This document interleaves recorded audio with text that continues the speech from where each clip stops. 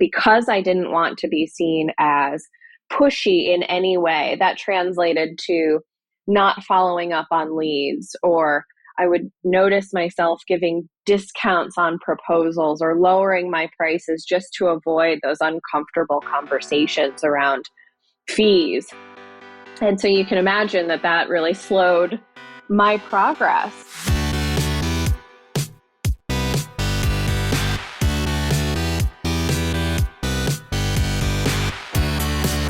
You're listening to The Successful Bookkeeper with your host, Michael Palmer. Listen each week as inspiring guests share their secrets of success to help you increase your confidence, work smarter, and build a business you love. This episode of The Successful Bookkeeper is brought to you by PureBookkeeping.com, the proven system to grow your bookkeeping business.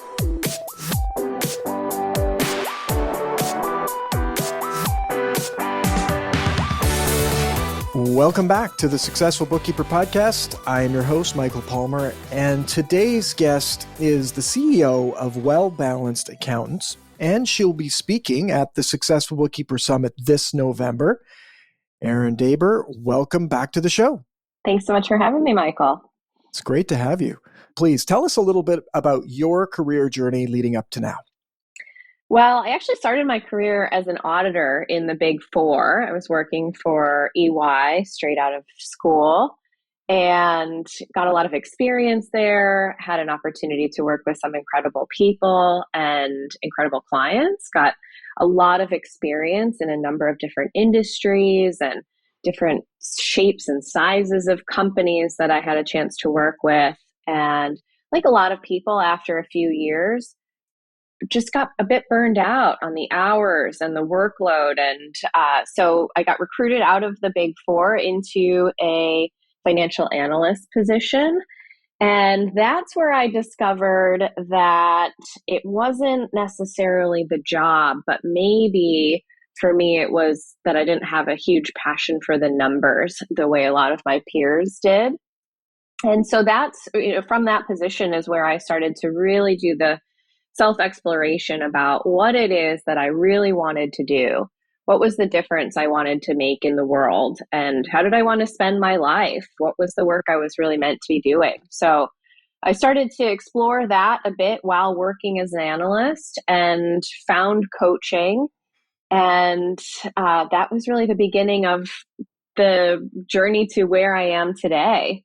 I started this company, Well Balanced Accountants, about 8 years ago. And now I get to work with bookkeepers, accountants, and their organizations. They're all individuals who are looking to grow, become better leaders, and who are also navigating those day-to-day challenges of life as a business owner or just as even as an employee. We still face challenges every single day. So it's really the perfect balance for me of still having an opportunity to support and give back to a profession and to the people that I've grown to love, but at the same time, not necessarily being involved in the numbers myself. So it's the perfect role for me. I'm so thrilled to be doing this type of work every day. That's beautiful. It's always so great when I hear someone find that perfect place for themselves and the work that they're doing. And I know for certain that there is not enough people to support the work that you are doing, which is great. And it's much needed to make sure that accountants, bookkeepers have minds like you to share what they're going through, to be able to talk to people and to, have someone support them in their journey as they grow their business. I'm really curious about your journey. I always like to hear what some of the obstacles were when you were establishing your business, or it might be when, some of the obstacles of just getting acquainted with the industry, and then the story of how you overcame them. Anything come up for you? Oh, yeah. Well, I think I've already hinted to it. Early in my career, I dealt with a huge challenge, which was feeling unfulfilled, feeling unsatisfied with my work, but at the same time, not knowing what else I would do or how to go about it, how to go about getting myself out of that position. I wasn't sure what resources were available to me. I didn't know about coaching. So I struggled with that for a long time before ultimately finding the resources and the right people to help me navigate through that. That was really challenging. And I think a lot of people struggle with that and end up sitting in that discomfort or that lack of fulfillment for a really long time. So that was one of the biggest challenges. And then once I started my business, I think one of the biggest challenges I had to overcome was my people pleasing nature. It's habits like that I developed at a really early age that helped me to be successful through the early stages of life and through school and even the earlier stages in my career, where if I was keeping people happy and getting good grades and having things go smoothly and just generally not ruffling feathers, that created good results for me. That helped me achieve a lot of things in my life. But then I get into business for myself and realize, wow, okay, those approaches, those tools that I used that helped me to be successful earlier, they are not working anymore. Being passive or being a people pleaser in business is not a great way to get results. And so because I didn't want to be seen as pushy in any way, that translated to not following up on leads, or I would notice myself giving discounts on proposals or lowering my prices just to avoid those uncomfortable conversations around fees. And so you can imagine that really slowed my progress. It also made setting boundaries really challenging. I didn't want to say no. I just wanted to keep people happy, especially the ones early on that had decided to hire me and were making such a difference in my life. I wanted to make sure I kept them happy. So I would do things like take calls outside of normal business hours or work the weekends or do things outside of the scope just to keep people happy, and it wasn't sustainable. So I think one of the best things that I did for myself was really take on the personal development work. I worked with a coach throughout the stages of growing my business and really started to learn and do that internal healing about where does that come from? Where does that need to keep people happy and be a people pleaser? Where does that come from? And how can I shift my relationship to that? How can I have it be more comfortable to be myself in my business and not feel like I have to be in sort of performance mode or constantly worrying about what other people might think? And that gave me so much freedom to be myself, freedom to be more bold in my interactions with people, and to ultimately stop making decisions for myself and my business based on trying to avoid discomfort or protect myself. So I think those were some of the biggest challenges and ultimately the things that I did to make it so much easier on myself now. It's that time of year again, and after a great showing in 2021, the Successful Bookkeeper Summit returns even bigger and better. It's a 2-day virtual conference that features incredible speakers from the bookkeeping, accounting, and business worlds, such as value pricing expert Ron Baker and Joe Woodard of the Woodard Group. And that's just to name a few. The theme of this year's event is Make It Grow. And there's no doubt the content you'll consume will help you achieve more success than you ever thought possible. It all begins on November 9th, 2022. To secure your free spot, visit thesuccessfulbookkeeper.com/summit. And again, that's thesuccessfulbookkeeper.com/summit. Register today, and I'll see you at the summit. And now, let's get back to our interview.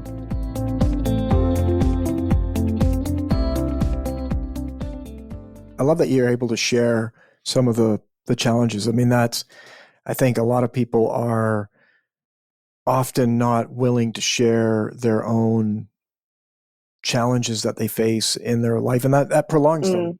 And so I think opening up about that helps others, because I see myself in that. I mean, I wandered for years trying to figure out what's my purpose? What am I supposed to be doing? How am I figuring this out? I worked in the corporate world for for a little more than a decade, did a bunch of different things. And there was a big gap between the corporate world and what I do today, where I was like, I just felt like I didn't know what I was doing.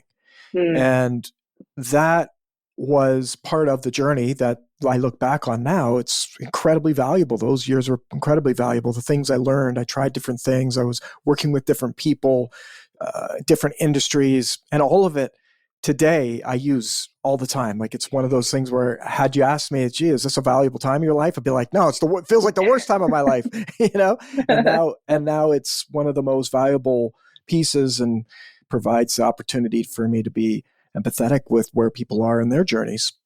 Oh my gosh, I think it's such a good reminder for anyone going through a challenging time, is just thinking about, all right, I'm learning something today. I may not see the value in it right this moment, but there's something in this for me, a lesson or a gift that I'm going to be grateful for in the future. And so just encouraging yourself to be able to get through that time, or have that time be a little bit easier.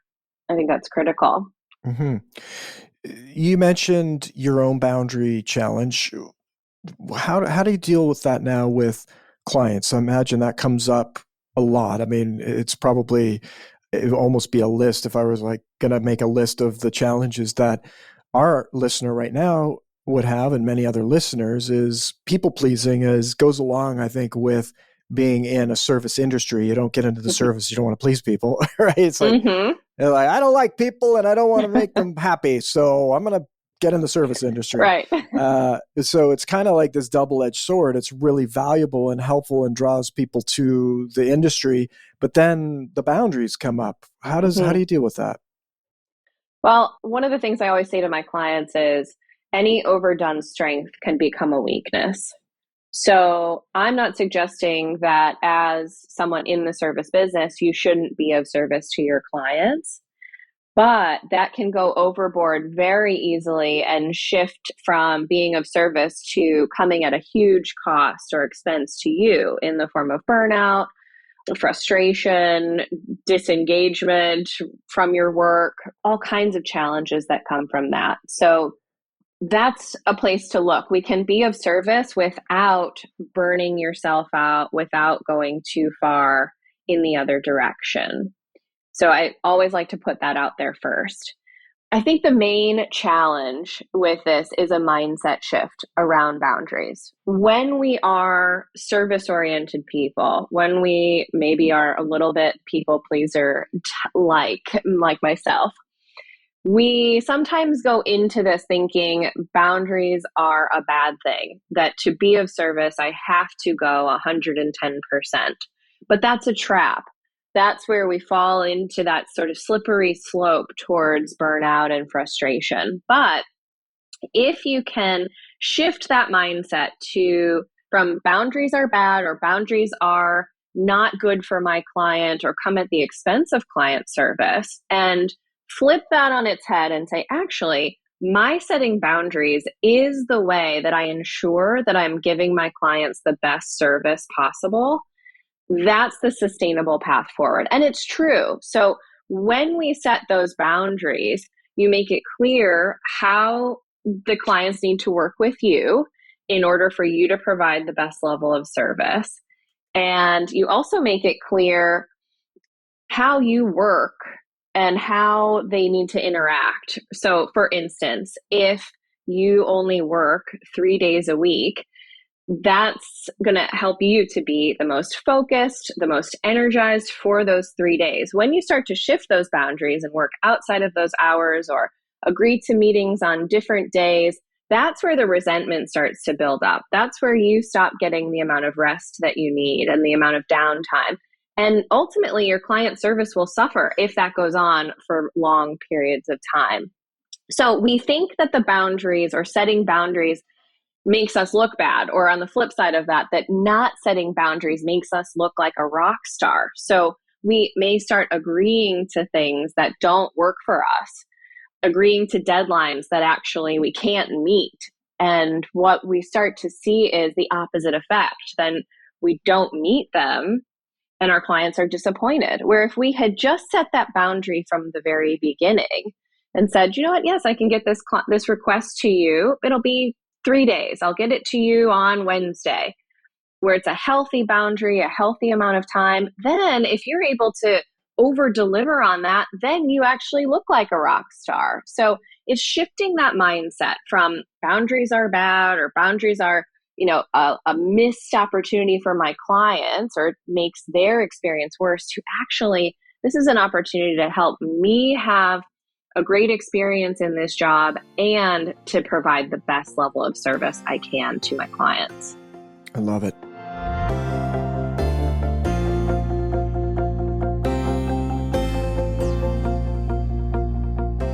This is one of those things that I'm sure many of our listeners right now are listening to, dealing with. And I know in my own life, when I'm dealing with something challenging, a lot of the times there's a fear that's preventing me from taking actions toward it. When boundaries are in play, do you find that fear is a piece of the challenge with people actually having this fear? Like I have a client that often talks about, it's whether it's raising prices or, they don't want to disappoint them. Because it's that people pleasing, wanting everything to be okay for them. So they have all these different fears, and it's very interesting. You think one person's going to have, you just have this fear. No, it could be multiple fears, different fears. What have you experienced with clients? Oh my gosh. Well, first of all, welcome to the human race, right? We are human beings. We experience fear. We avoid doing things that cause us to feel discomfort, and that is 100% normal. So I think that's important to just recognize that you're not the only one. No one out there who's experiencing fear or resistance in their business is alone.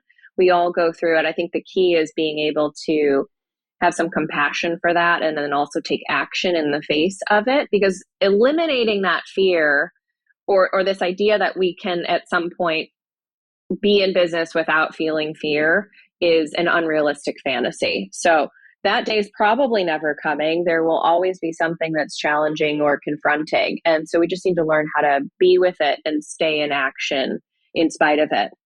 One of the things that I learned through my personal development journey, which helped me a lot, was really exploring where these fears and behaviors come from. So we'll use the people-pleasing example because that's the one that I relate to, and I think hopefully a lot of the listeners can too. But if you think about it, it's not just about keeping other people happy. We learn these habits at a really young age. So as a child, it wasn't just about keeping people happy, but it was also about my safety. So not doing things that got me into trouble, doing the things that got me the praise or the gold stars, that kept me safe. And so as a child, we're all out there just trying to do what we need to do to survive. It's that at the basic, most animal-like instinct, right? I have to survive. And so for me, I learned that keeping people happy and having people be proud of me, that provided a sense of safety. And when I didn't do those things, it made me feel unsafe.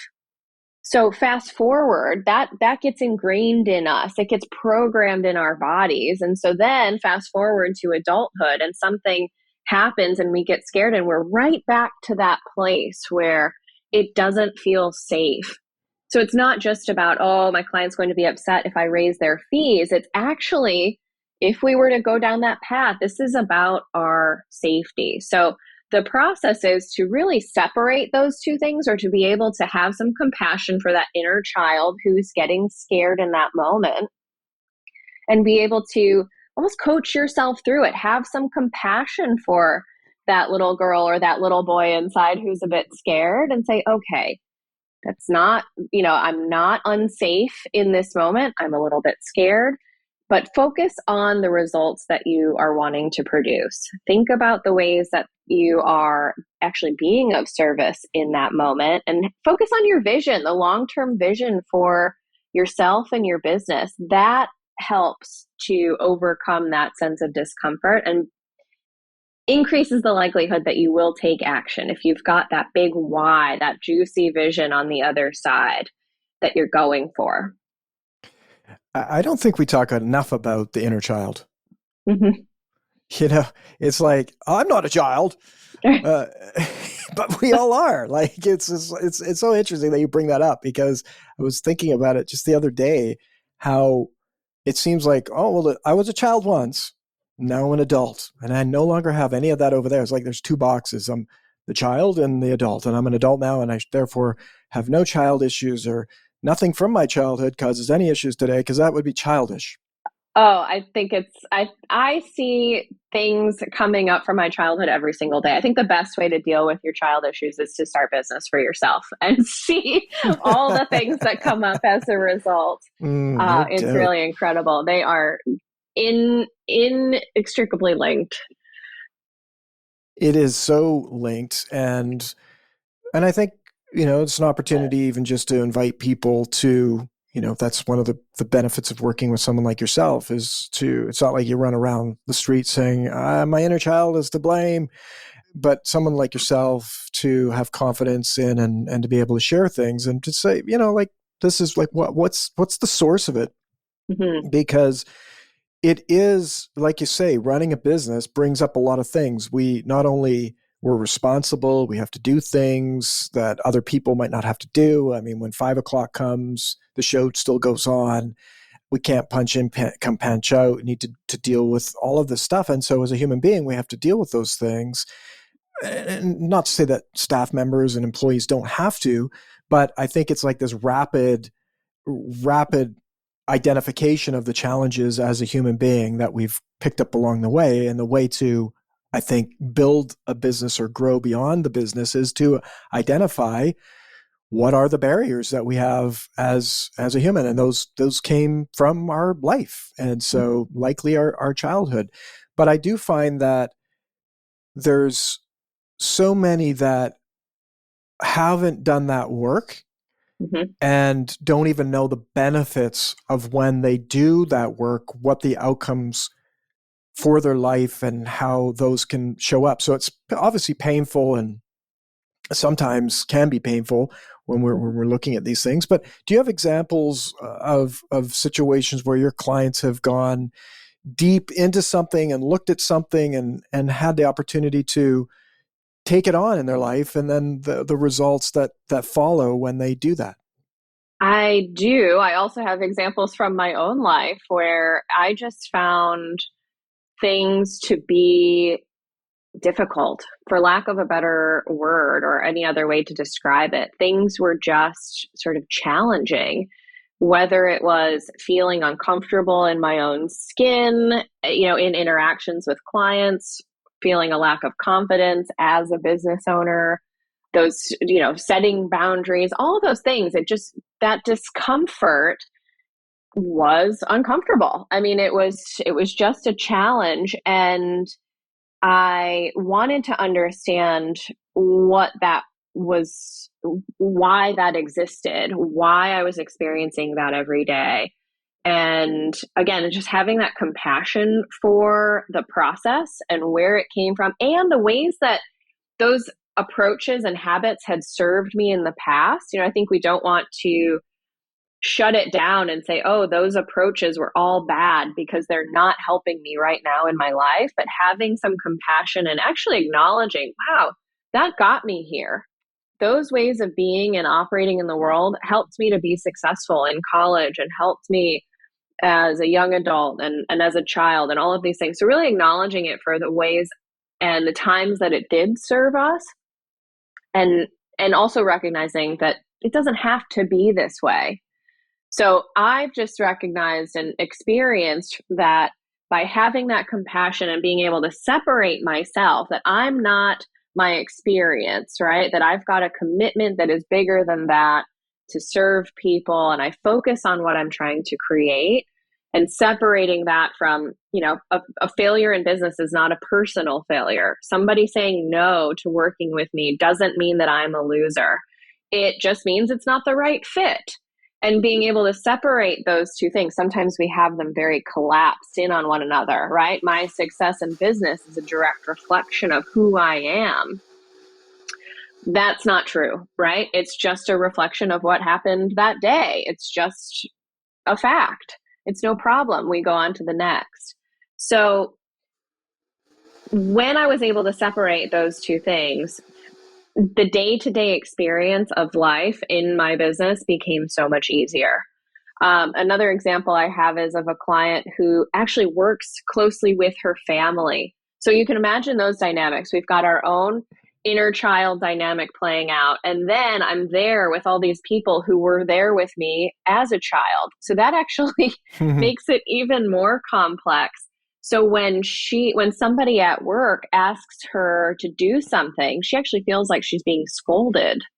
And it immediately puts her back into that place of, oh my gosh, I'm in trouble.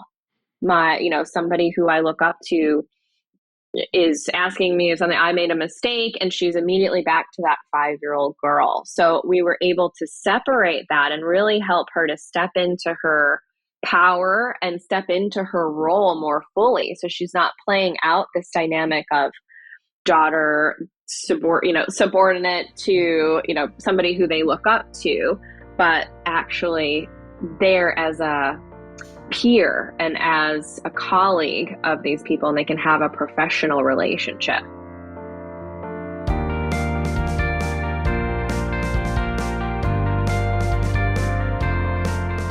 So there's all sorts of examples of ways that some great examples, and there's, it's different for everyone, and that's really the opportunity is, and the opportunity really with having someone that can coach you and to hear what's going on for you. And so I encourage all of our listeners, if you're listening, if you haven't been coached or had a coach or a mentor, the opportunity is so great. You have no idea what it can produce in your life. And so it's one of the things that you do, and we can already hear some of the benefits that come from it. I know myself recently, just coming to mind, is if there's some sort of like tension between myself and someone else, maybe it's a client or someone that's working with me, it's like I go to what is it about me that has this be an issue for me? Yeah. That's the big one. That's the big theme right now, I think, of my life. It's like, what is it about me? So it's this kind of like, I go, it's like, that's annoying or that's challenging. And it's, they're having a challenge. Is it me? What is it about me that has this issue? And I think a lot of it's always interesting. I mean, a lot of times these podcasts come up with the topics that I'm dealing with. And It's looking at, where does it come from? Where was the source? And the even just thinking about it and taking whatever responsibility for it is so valuable. But that's process of even thinking like this didn't come from me. I didn't discover this on my own. It came from coaches. It came from courses that I've been on that have taken me through this. And it's like that plays on. Even working with a coach like 20 years ago still plays out some of the opportunities or behaviors really and thought processes still are acting out 20 years later. I mean, talk about the return on investment from there. And so really encourage our listeners to think about that and take those opportunities. You're going to be speaking at the summit this year, the Successful Bookkeeper Summit, which is happening in November. It's our second year. We're super excited about it. We got an amazing lineup of speakers. You're one of them. Do you have a little teaser to talk about what you'll be speaking at the summit? Yes, we're going to be talking about growth mindset. I'm so excited to be part of the summit this year.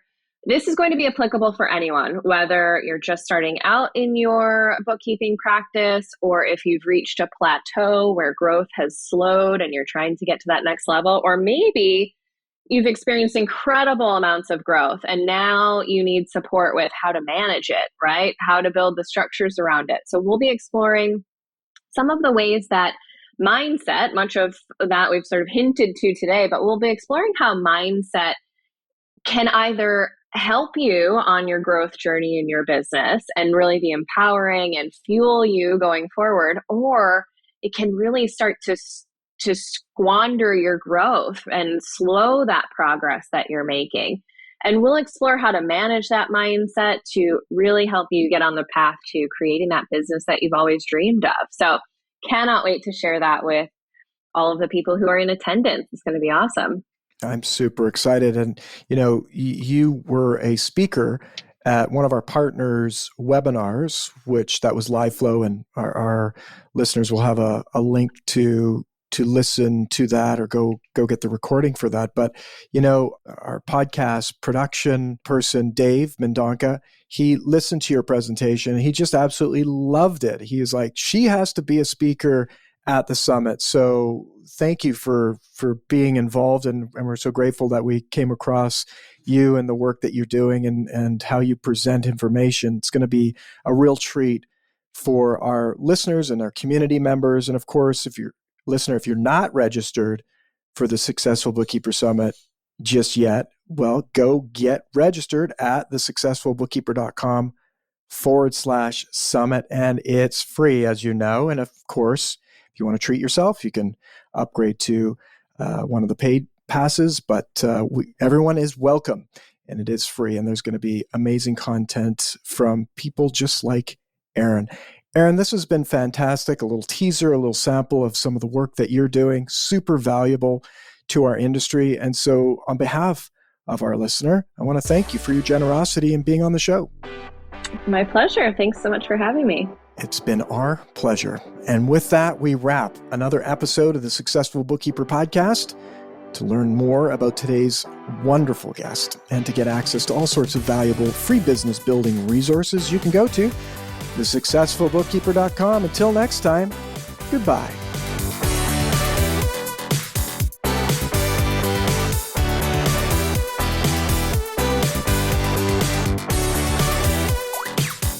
You've been listening to The Successful Bookkeeper with Michael Palmer. For more information and to download the resources mentioned in this episode, please visit us at thesuccessfulbookkeeper.com. Thank you for listening.